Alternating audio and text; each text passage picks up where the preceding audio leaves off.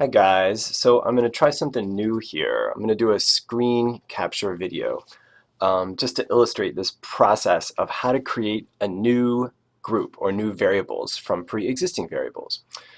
And so the whole reason to do this is would be if you have something going on where you thought, all right, well, I wonder if younger kids act differently than older kids. And so, or if you want to, maybe you have some reason to suspect that, drug patterns in this example, that maybe drug patterns are different by age. And so what we'll eventually look at is, well, yes, and are they different significantly? Like, is that a significant difference between younger and older? So, okay, so then the question is, well, how do you separate younger versus older? And so you could go up here to data, select cases, and you could tell SPSS, hey, first let's select out younger kids, right? That's how you would do that. You'd type over age and then select out younger kids. Say that's 13 to 15. And then you could do the same and select out older kids later. But that's kind of a pain. And so what we're going to experiment with, or what I'll show you how to do, is how to create one new variable that puts both of these, younger and older, into the same variable. And it's pretty easy because you've got this variable here, age. How old are you? And whatever people give you is just how old they are.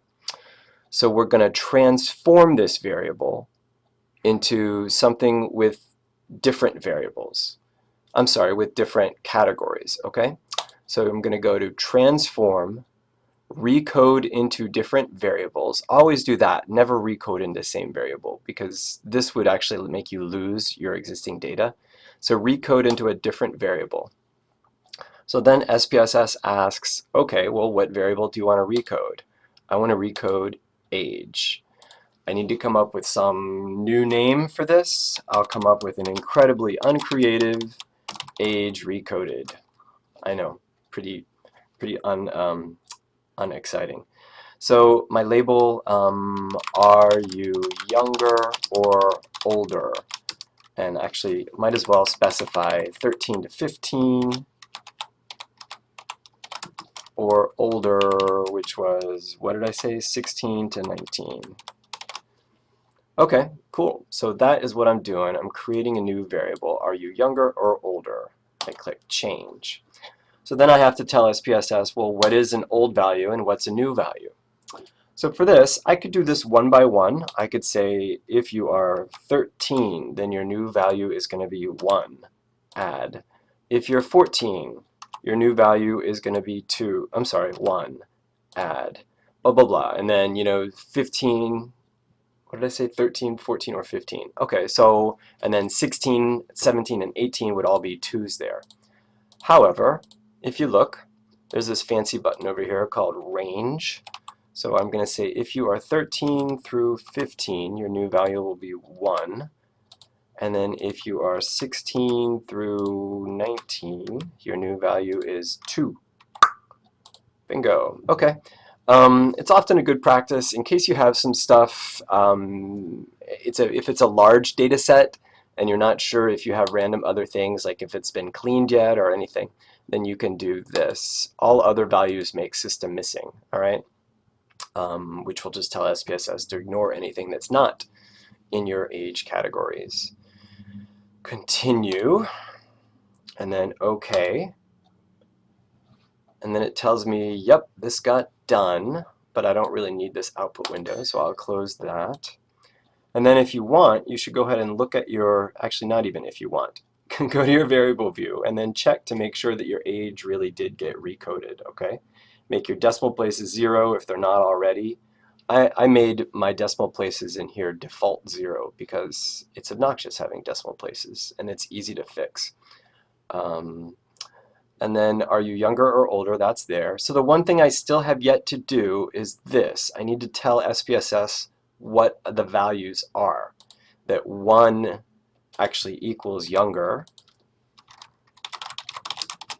13 to 15, and that 2 equals older, 16 to 19. you guys definitely don't forget to do that. Always, always put in your new value labels because, see here, otherwise you will forget. Like you will forget when you're doing your data analysis. You know, if you say you tested 20 variables at a time and some of them are ones and twos, you'll be like, wait, what did I code as a one and what did I code as a two? So go ahead and make sure you do your values and insert your values there. So I can also do a quick frequency analysis on this just to make sure it all looks good. Frequencies, here's my variable, chink, chink, chink, and there it goes. So it looks like 37 people were in the younger category, 67 people were in the older category. 37 was 36%, 35.6%, and the older was 64. Okay? Hopefully you guys remember the difference between a valid percent and a percent from your Palant readings. The valid would be if there are cases that are system missing. Always use the valid percent. In this case, there wasn't anybody that was missing, so the valid percent and the percents are the same. All right, cool. Hope that helped.